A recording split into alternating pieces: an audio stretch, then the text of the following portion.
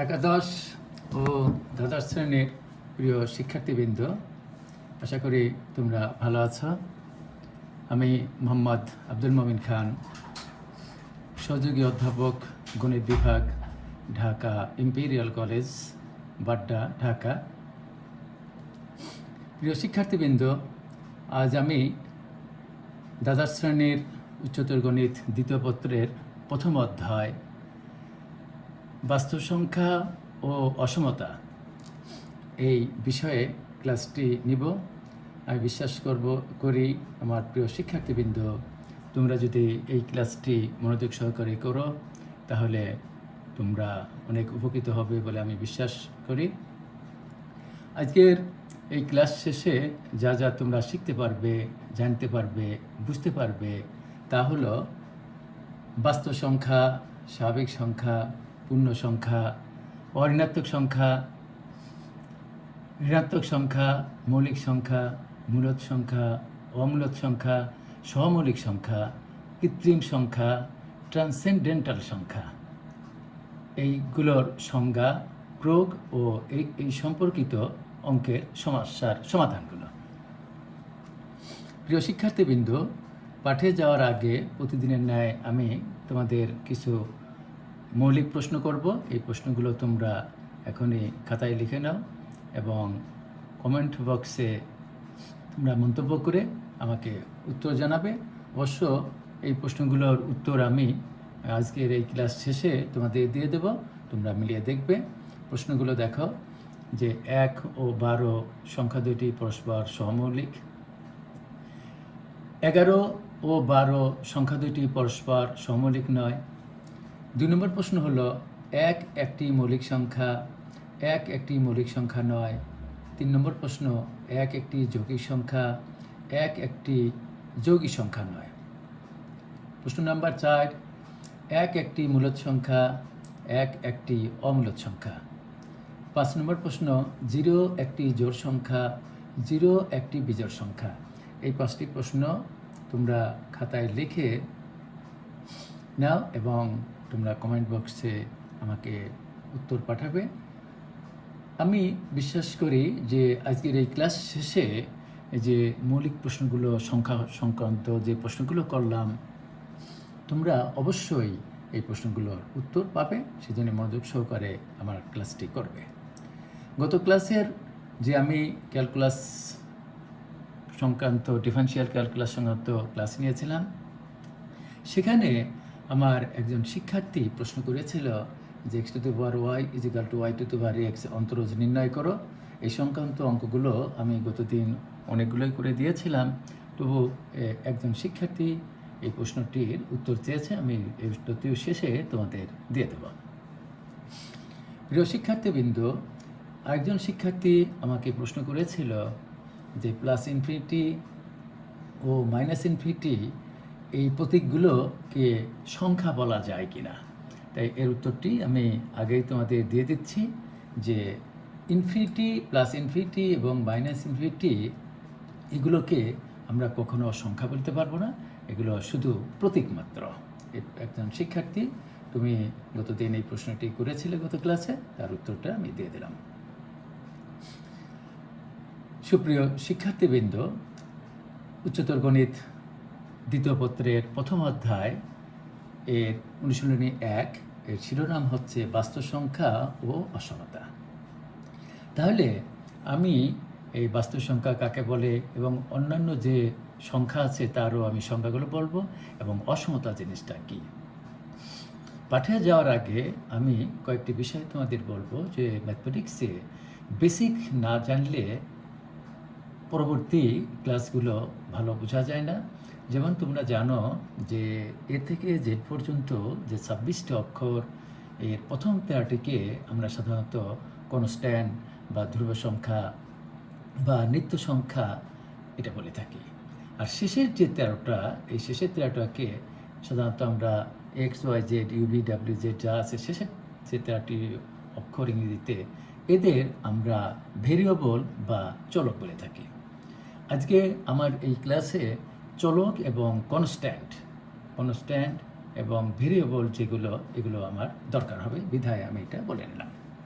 Dear students, তোমরা এই অধ্যায়ের নাম হলো বাস্তব সংখ্যা ও অসমতা। তাহলে আমি বাস্তব সংখ্যা জিনিসটা কি এটা আগে আমি সংজ্ঞা দিয়ে যাচ্ছি। যে স্বাভাবিকভাবে বলা যায় যে সমস্ত সংখ্যার বর্গ করলে ধনাত্মক সংখ্যা পাওয়া যায় তাকেই আমরা বাস্তব সংখ্যা বলতে পারি। যেমন ধরো 1 এর স্কোয়ার করলে 1 হচ্ছে, -2 এর স্কোয়ার করলে 4 হচ্ছে ধনাত্মক, -3 এর স্কোয়ার করলে 9 হচ্ছে ধনাত্মক। সুতরাং -12 এরও যদি স্কোয়ার করে 1/4, আবার +12 হোল স্কোয়ার ইজিক্যাল টু 1/4। অর্থাৎ স্বাভাবিকভাবে বলা যায় যে পৃথিবীতে যে সমস্ত সংখ্যার বর্গ করলে আমরা ধনাত্মক সংখ্যা পাই তাকে আমরা বাস্তব সংখ্যা বলতে পারি। আবার সবসময় তোমরা মনে রাখবে যে মূলদ সংখ্যা এবং অমূলদ সংখ্যা নিয়েই এই বাস্তব সংখ্যা গঠিত।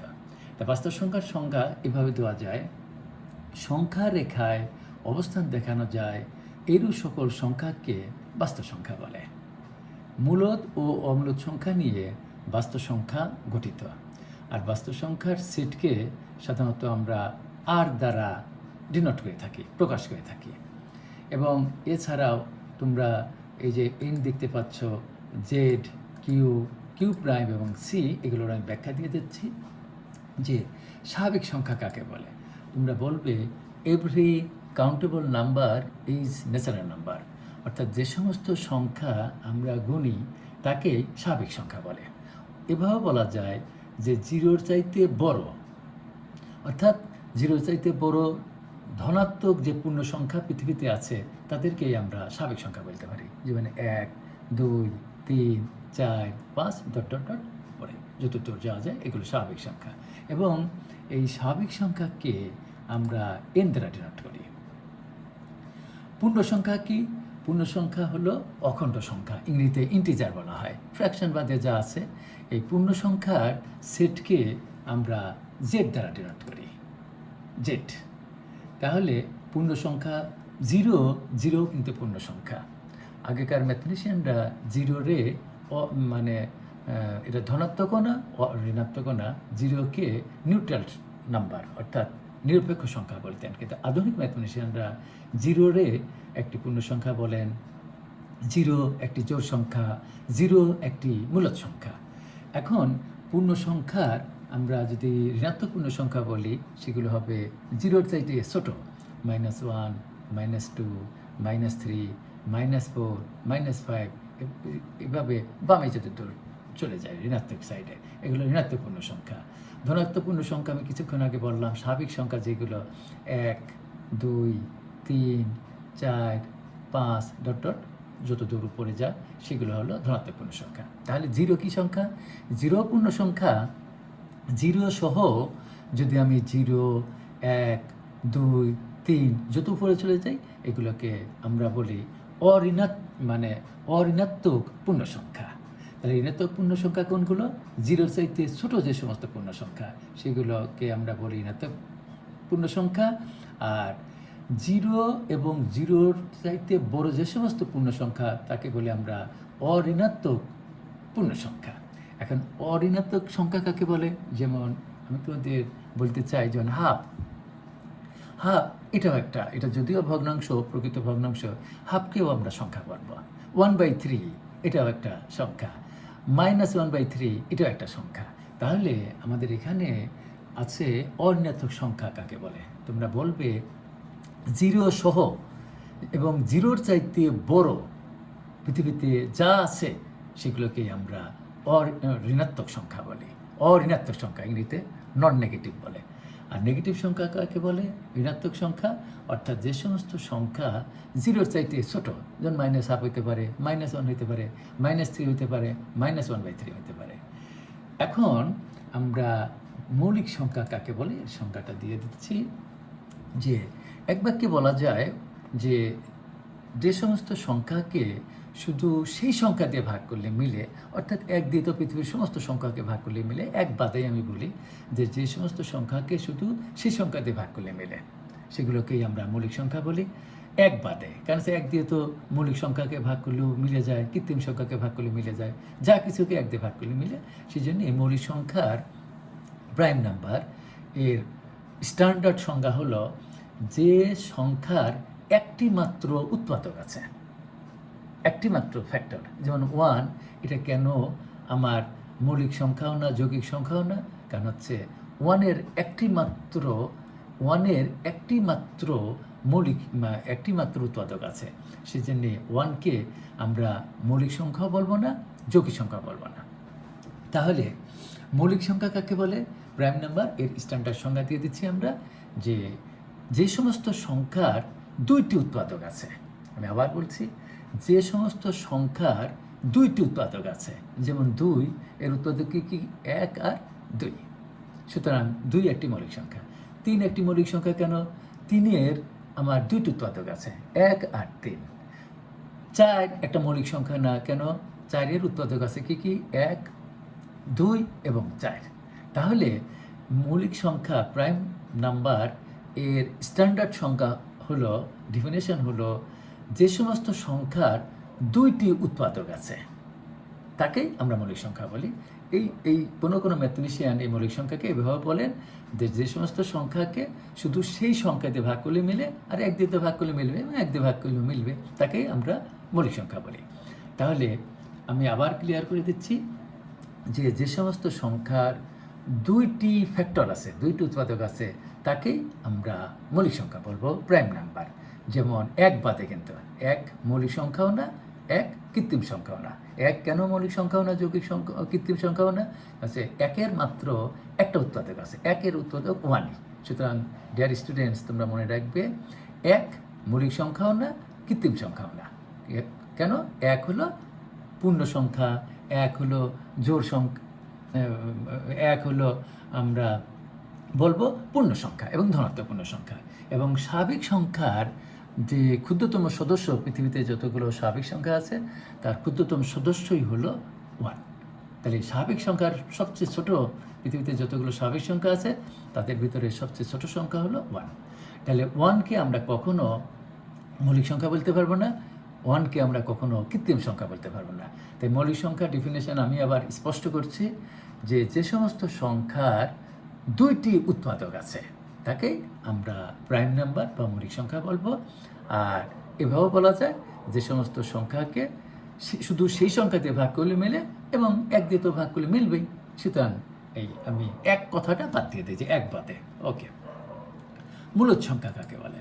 তোমরা বলবে যে সমস্ত সংখ্যাকে p/q আকারে পরিণত করা যায়, এবং যেখানে শর্ত হলো p এবং q উভয় পূর্ণ সংখ্যা, আর একটা শর্ত q not equal to 0, এবং p এবং q পরস্পর সহমৌলিক, কোপ্রাইম।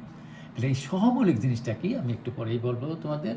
তা মূলদ সংখ্যা আমি বললাম যে সমস্ত সংখ্যাকে p/q আকারে পরিণত করা যায়, এবং যেখানে p ও q উভয়ই পূর্ণ সংখ্যা, এবং q not equal to 0, এবং p ও q পরস্পর সহমৌলিক, সেই সমস্ত সংখ্যাকে আমরা মূলদ সংখ্যা বলবো।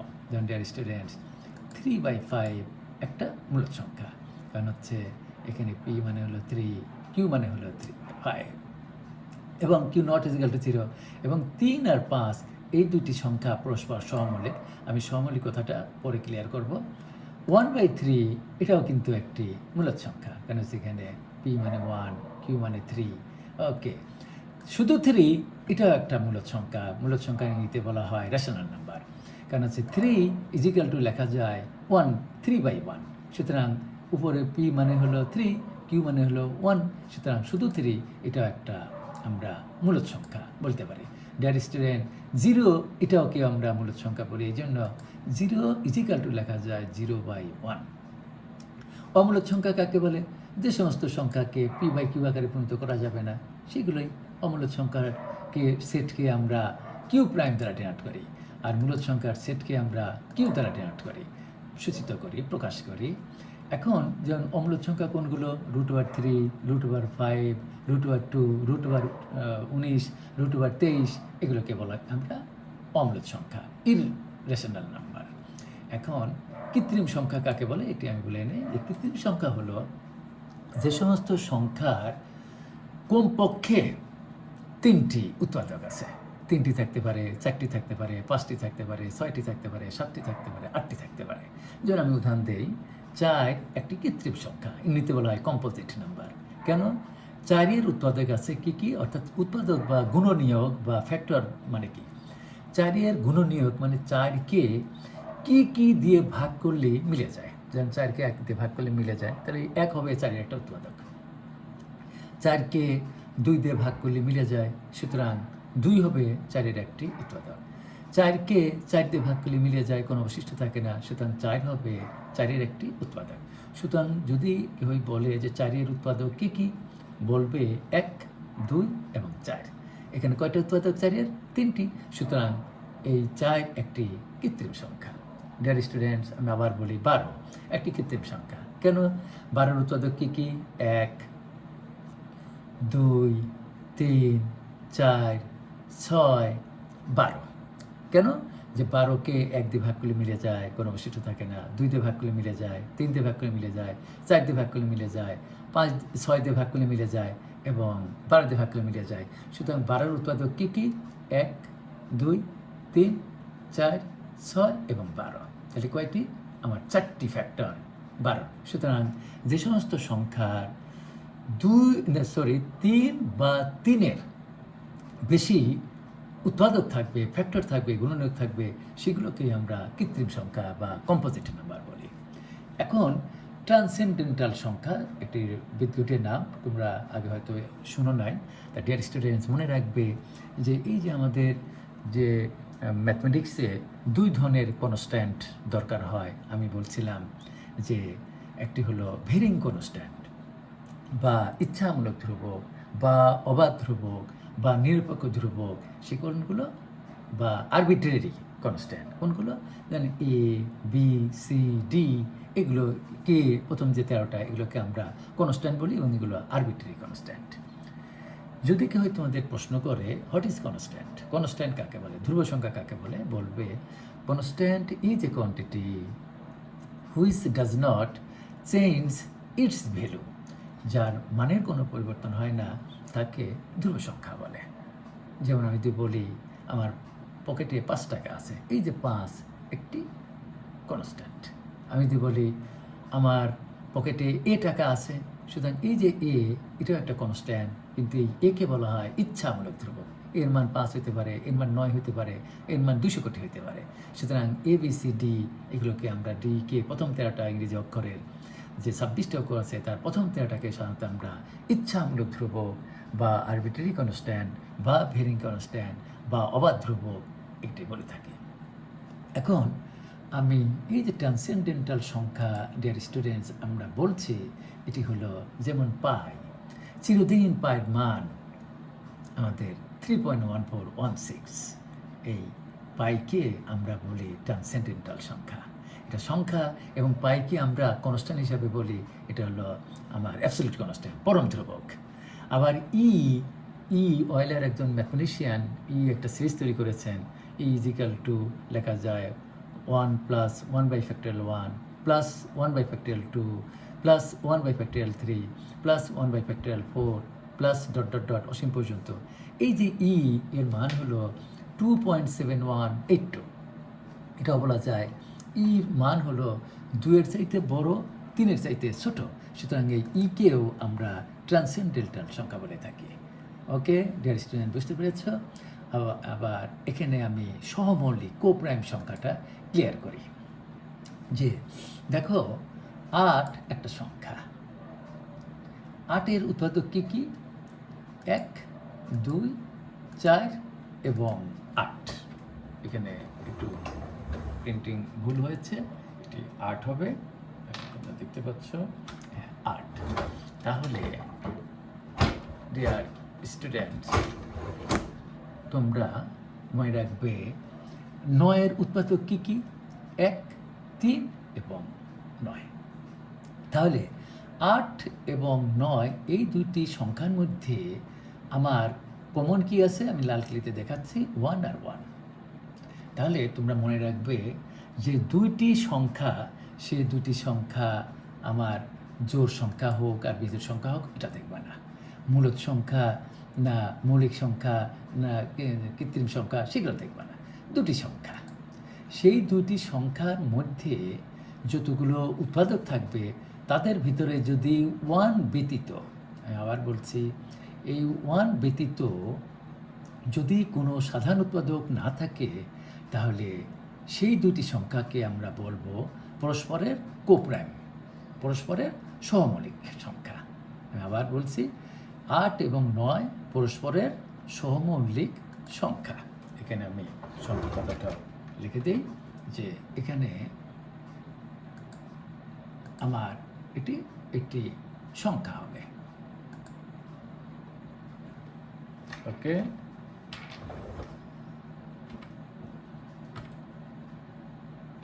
তাই তোমরা কতগুলো বেসিক এগুলো অঙ্কে না জানলে কখনো এটা অঙ্কে করা যায় না, সুতরাং এগুলো অবশ্যই মনোযোগ সহকারে শুনবে তোমরা। তাহলে 8 এবং 9 এই দুটির যে সংখ্যার উৎপাদকের ভিতরে সাধারণ আছে শুধু 1, কিন্তু বলা আছে 1 ব্যতীত। কাছে 1 দিয়ে পৃথিবীর সমস্ত কিছুতে ভাগ করলে মিলে যায়, সুতরাং 1 ব্যতীত। 1 ব্যতীত যদি কোনো দুইটি সংখ্যার মধ্যে সাধারণ উৎপাদক না থাকে, সেই দুইটি সংখ্যাকে আমরা পরস্পর সহমৌলিক সংখ্যা বলি। আমি আরেকটি উদাহরণ দিই, 8 এবং আমি যদি এখানে 6 লিখতাম, তাহলে ডিয়ার স্টুডেন্ট 6-এর উৎপাদক কী করতে হতো? এখানে লিখতাম 1, এখানে লিখতাম 2, এখানে লিখতাম 3, এখানে লিখতাম 6। তাহলে 8 এবং 6 এই দুটি সংখ্যা পরস্পর সহমৌলিক নয়। কারণ কি? কারণ হচ্ছে তখন 2 আর এখানেও 2 থাকতো। এই 2 যেহেতু আমার দুইটা সংখ্যার মধ্যে সাধারণ উৎপাদক 2 আছে, সেজন্য আমার এই 2, 8 এবং 6কে আমরা সহমৌলিক সংখ্যা বলবো না।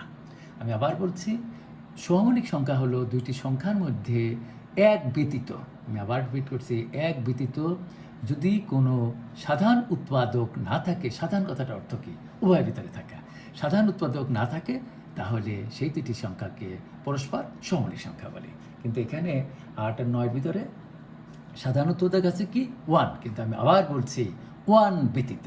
আমি আবার বলছি, এই 1 ব্যতীত যদি কোনো সাধারণ উৎপাদক থাকে, ধরো এখানে সাধারণ উৎপাদক 2 আছে, এখানে 2 আছে, তাহলে আমার সহমৌলিক হবে না।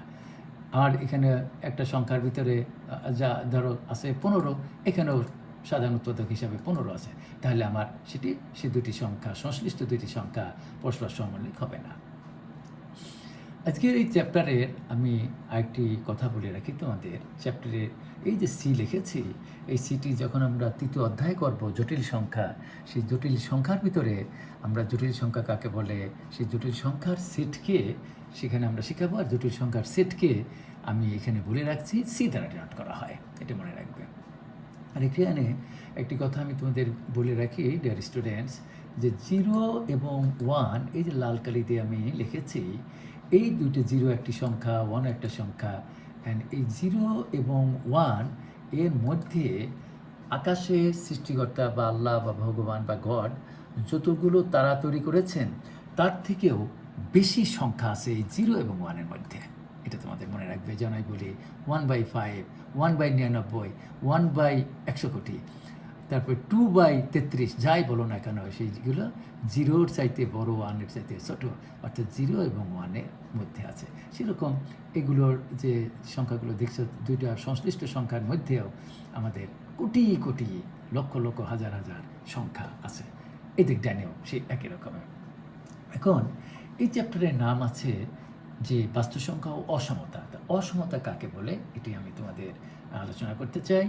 যে আমি কিছুক্ষণ আগে বলেছি যে ইংরেজিতে যে এ থেকে জেড পর্যন্ত যে 26টি অক্ষর, তার প্রথমটা 13টাকে আমরা সাধারণত কনস্ট্যান্ট বলি, এবং শেষের যে 13টা, এই 13টাকে বলি চলক, ভেরিয়েবল। আমি এর পরবর্তীতে একটি ফাংশনের চ্যাপ্টার আছে ফার্স্ট ইয়ারের 8ম অধ্যায়ে, সেখানে ফাংশনের ভিতরে আমাদের চলক কী, স্বাধীন চলক কী, অধীন চলক কী, একটি ফাংশনের ডোমেন কী, রেঞ্জ কী, ওগুলো ওখানে বিস্তারিত বলবো। এখানে আমি সংক্ষেপে বলে যাচ্ছি যে অসমতা কাকে বলে। তোমরা বলবে যে এক বা একাধিক চলক এবং ধ্রুব সংখ্যার মধ্যে গ্রেটার দ্যান অথবা লেস দ্যান অথবা greater than or equal to অথবা less than or equal to, এই যে 4টা চিহ্ন দিয়ে চলক এবং ধ্রুব সংখ্যার মধ্যে যে একটি গাণিতিক বাক্য বা যে একটি সম্পর্ক, যে একটি রিলেশান তৈরি হয়, সেই রিলেশানটা বা সেই গাণিতিক বাক্যকেই আমরা অসমতা বলতে পারি, ইনইকুয়ালিটি। যেমন x greater than 4, dear students, এখানে এক্স হলো আমার চলক, 4 হলো একটা কনস্ট্যান্ট, গ্রেটার দ্যান আছে, সুতরাং এটি একটি আমার অসমতা, ইনইকুয়ালিটি। এই গ্রেটার দ্যানের জায়গায় যদি আমি সমান চিহ্ন দিতাম তাহলে হতো ইকুয়েশান, সমীকরণ। আমি পরবর্তীতে ক্লাসে আমি বলবো সমীকরণ কাকে বলে, সমীকরণের সমাধান কাকে বলে, এগুলো আমার পরবর্তী ক্লাসে আমি অবশ্যই তোমাদের এই সংশ্লিষ্ট অধ্যায়গুলোতে আমি এগুলো বলবো। তো এখানে এক্স একটা চলক, ওয়াই একটা চলক, সুতরাং এখানে দুইটি চলক আছে। এখানে x plus 5y less than 8, এটাও একটা অসমতা। 2x greater than equal two 5, এটাও একটা অসমতা। 3x plus 4y less than equal two 12, এটাও একটা অসমতা। আমার বিশ্বাস তোমরা বুঝতে পেরেছ অসমতা জিনিসটাকে। এখানে 3x plus 4y minus 8z less than equal two 12, এটাও কিন্তু আমার একটা অসমতা বলা যায়। এখন আমি তোমাদের ব্যবধি নিয়ে আলোচনা করব, যে আমার পরবর্তীতে অঙ্কে দরকার হবে। ব্যবধি ইংরেজিতে বলা হয় ইন্টারভেল। তার আগে আমি সেটের সংজ্ঞাটা দিয়ে নেই। তোমরা নবম এবং দশম শ্রেণীতে শিখে আসছো এসএসসি লেভেলে, হায়ার ম্যাথ এবং জেনারেল ম্যাথে প্রথম অধ্যায়গুলোতেই, যে সেট কাকে বলে।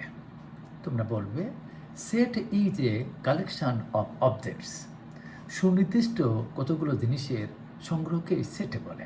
ধরো আমি আজ বললাম, আজ আমি একাদশ শ্রেণী 5টি ছেলের পরীক্ষা নিয়েছি। একটি ছেলে পেয়েছে 1, 5-এর ভিতরে একটা অঙ্ক দিয়েছে না, 5-এর ভিতরে একটা ছেলে 1 পেয়েছে, আর একজন 2, একজন 3, একজন 4, একজন 5 এরকম পাইতে পারে। সুতরাং আমি 5-এর ভিতরে পার্ট ছিল 5টা এমসিকিউ, সুতরাং 1 পাইতেই পারে, 2 একজন পেতে পারে, 3 একজন পেতেই পারে, একজন 4 পেতে পারে, একজন 5 পেতে পারে। এই যে এদের নম্বর পেলেও এটাও একটা সেট। পদ্মা, মেঘনা, যমুনা, কর্ণফুলী নদী এক জায়গায় করবে একটা সেট, এটাও একটা সেট হতে পারে। তারপরে জবা ফুল, ধুতা ফুল, গাঁদা ফুল এক জায়গা করলে এটা একটা সেট হয়। কিন্তু করিম, গরু আর গোলাপ ফুল এটা কিন্তু একটা সেট হতে পারবে না, ওয়েল ডিফাইন হতে হবে, একই জাতীয় জিনিসের জাতীয় ভিতরে সম্পর্ক আছে। এখানে যেমন তোমরা দেখতে পাচ্ছ, এ একটা সেট, 1, 4 আর 7, এই হলো আমার 1, 4, 7, এগুলো হলো এ সেটের এলিমেন্ট বা ভুক্তি বা উপাদান বা সদস্য বা কম্পোনেন্ট যাই বলো, 3টা ভুক্তি আছে, এখানে 3টে এলিমেন্ট আছে, উপাদান আছে। সুতরাং 1 হলো এ সেটের একটি সদস্য। এখানে 1,7 ফার্স্ট ব্র্যাকেট দিয়েছি, আবার থার্ড ব্র্যাকেট দিয়েছি 1,7 লিখে, আবার এক পাশে থার্ড ব্র্যাকেট 1,7 আর এক পাশে ফার্স্ট ব্র্যাকেট, আবার বামে ফার্স্ট ব্র্যাকেট 1,7, ডাইনে থার্ড ব্র্যাকেট। পৃথিবীতে তোমরা মনে রাখবে যে যদি কেউ প্রশ্ন করে হোয়াট ইজ ইন্টারভেল, ব্যবধি কাকে বলে, বলবে বাস্তব সংখ্যার বিশেষ ধরনের সেটকে ব্যবধি বলে। এখন সেটকে সাধারণত আমরা সেন্ট ব্র্যাকেট দিয়ে লিখি, কিন্তু যখন আমরা ইন্টারভেল লিখব, সেই ইন্টারভেলকে আমাদের এইরকম চিহ্ন আছে, নয় 2 দিকেই ফার্স্ট ব্র্যাকেট দিতে হবে, নয় 2 দিকেই থার্ড ব্র্যাকেট দিতে হবে, বামে থার্ড ব্র্যাকেট, ডাইনে ফার্স্ট ব্র্যাকেট, বামে ফার্স্ট ব্র্যাকেট, ডাইনে থার্ড ব্র্যাকেট, এই 4 ধরনের ইন্টারভেল আমাদের এখানে আমরা চিহ্ন দিয়ে প্রকাশ করি। তাহলে এইগুলোর অর্থ কি আমি সূত্র এখানে দিয়ে বোঝাবো। ব্যবধি 2 প্রকার, 1 নম্বর হলো সসীম ব্যবধি, আর এটা হলো অসীম ব্যবধি। ফিনাইট ইন্টারভেল আর ইনফিনাইট ইন্টারভেল। অসীম ব্যবধির ইংরেজিতে বলা হয় ইনফিনাইট ইন্টারভেল। এখন তোমাদের এখানে একটা জিনিস আমি ক্লিয়ার করতে চাই, যে 1,7 এই কথার অর্থ হলো, যেমন এখানে সেট লিখেছি 1, 4, 7, এই 3টি ছাড়া আর কিছু এখানে কাউন্ট করা যাবে না। কিন্তু ইন্টারভেলের বেলায় 1,7 এই কথাটার অর্থ হলো যে এখানে 1-এর মধ্যে আর 7, 1 আর 7-এর মধ্যে 2 আছে, 3 আছে, 4 আছে, 5 আছে, 6 আছে। যদি আমি ইন্টিজার হিসাবে কল্পনা করি, পূর্ণ সংখ্যা হিসাবে, আবার যদি দশমিক হিসাবে কল্পনা করি, 1.1 আছে, 1.2 আছে, 1.0000, 500 কোটি 0, তারপরে 3 আছে, এরকম কোটি 6.1 আছে, কোটি কোটি জিনিস এর ভিতরে আছে। তাহলে 1,7 দুই পাশে ফার্স্ট ব্র্যাকেট, এই কথার অর্থ হলো যে 1 নেওয়া যাবে না, 7 নেওয়া যাবে না। এর মধ্যে যা চোখে দেখা যাচ্ছে না, 2 আছে, 3 আছে, 4 আছে, 5 আছে, 6 আছে, সেগুলো নেওয়া যাবে ইন্টিজার হিসাবে। আর যদি তোমরা যে কোনো বাস্তব সংখ্যা হিসেবে কনসিডার করে পূর্ণ সংখ্যা না বলে 1.1, হ্যাঁ সেটাও আছে, 2.1 আছে, 2.7 আছে, 6.9 আছে, কোটি কোটি জিনিসের ভিতরে আছে।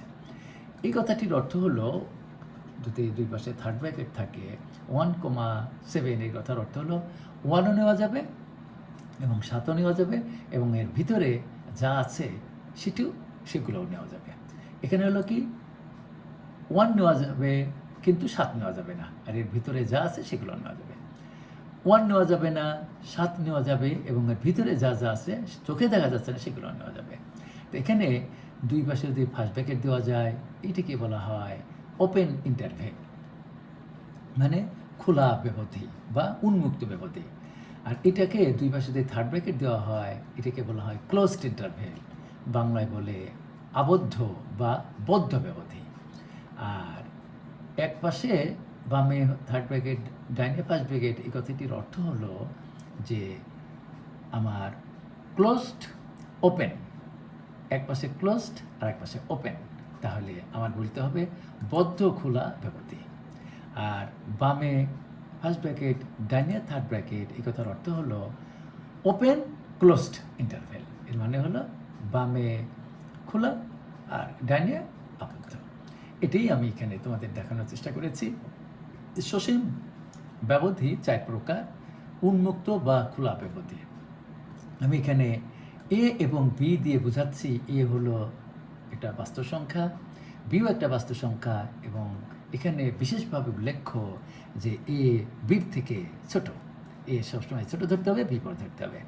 এটির অর্থ হলো set of X belongs to R such that A less than x less than B. এটির তোমরা এখানে সংখ্যা রেখায় দেখতে পাচ্ছ যে একটি সংখ্যা, বি একটি সংখ্যা, এ নেওয়া যাবে না, বি নেওয়া যাবে না, এর ভিতরে যা যা আছে সেগুলো আমাদের নিতে হবে। বদ্ধ ব্যবধি, এটি হলো এ কমা বি ক্লোজড ইন্টারভেলে দেখতে পাচ্ছ তোমরা যে সেম ব্র্যাকেট দিয়ে X belongs to R such that A less than equal to x less than equal to B. এখানে এর মান নেওয়া যাবে না, সেজন্য ওপেন, মানে এখানে বৃত্তটা ভটকা যাবে না, এখানে ভটকা যাবে না, কিন্তু এখানে বৃত্তটা ভট করতে হবে, এখানে বৃত্তটা ভট করতে হবে। আমি অতি দ্রুত এটা বলে আমি অঙ্কে চলে যাব।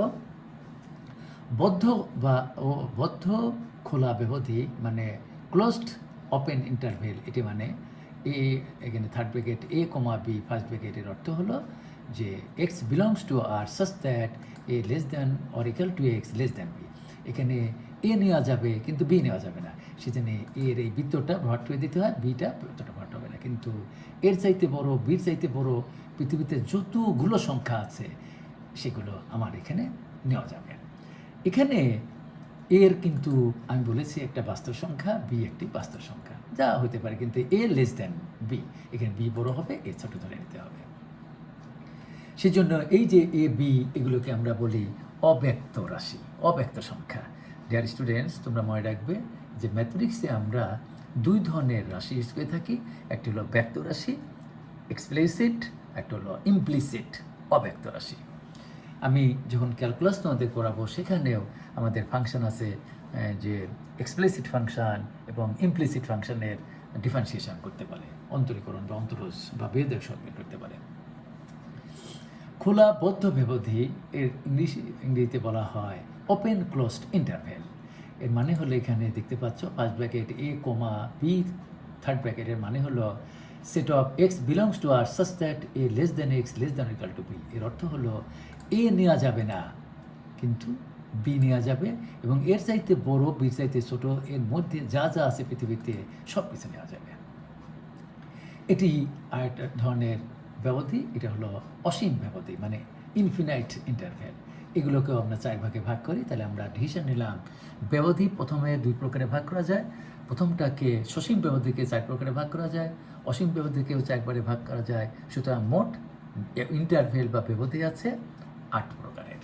তা এখন বামে উন্মুক্ত, ডানে অসীম ব্যবধি। তোমরা জানো যে ডাইনে হলো প্লাস ইনফিনিটি আর বামে হলো মাইনাস ইনফিনিটি। এবং এই কথাটি আমি কিছুক্ষণ আগে তোমাদের বলে দিয়েছি যে এই যে মাইনাস ইনফিনিটি এবং প্লাস ইনফিনিটি, এখানে প্লাস চিহ্ন দিলেও চলে, না দিলেও চলে, এগুলোকে আমরা প্রতীক বলি। এটা কিন্তু কোনো সংখ্যা না। তোমরা যদি আমার প্রশ্ন করো যে what is the value of infinity, what is the value of minus infinity, কোনো ম্যাথমেটিশিয়ান এর উত্তর দিতে পারবে না। সুতরাং ইনফিনিটি এবং মাইনাস ইনফিনিটি, অর্থাৎ প্লাস ইনফিনিটি এবং মাইনাস ইনফিনিটি, এটি শুধু প্রতীক, নট একটি সংখ্যা। আমরা একটা প্রতীককে আমরা ডিনোট করি কী হিসাবে, যে something by zero is equal to infinity বলি, অ্যান্ড সেই ইনফিনিটির মান আমরা বলতে পারবো না। ওকে, ম্যাথমেটিক্সের জন্য আমাদের এটা দরকার হয় চিহ্নটা। বামে উন্মুক্ত, ডানে সসীম ব্যবধি, এর মানে হলো first bracket A comma infinity, এর মানে হলো ইজ ইকুয়াল টু বা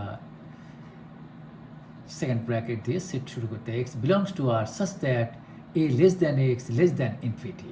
এর মানে হলো ইনফিনিটির তো সমান হতে পারবে না, ইনফিনিটির থেকে ছোট, ইনফিনিটি কত আমরা জানি না, কিন্তু এর থেকে বড়। এ ধরো কথার কথা 5, তাহলে এটি হবে 5 থেকে বড় পৃথিবীতে যা যা আছে। 5-এর বড় 5.1 আছে, 5.2 আছে, 6 আছে, 7 আছে, 8 আছে, 9 আছে, 9.1 আছে, 9.0003 আছে, এবং কোটি কোটি সংখ্যা আছে যা পজিটিভ ইনফিনিটির দিকে যাবে। বামে বদ্ধ, ডানে অসীম ব্যবধি, এই কথাটির অর্থ হলো, তুমি দেখতে পাচ্ছ এখানে থার্ড ব্র্যাকেট, এর মানে হলো এক্স এর মান এর চাইতে বড় এবং এর সমান হতে পারে।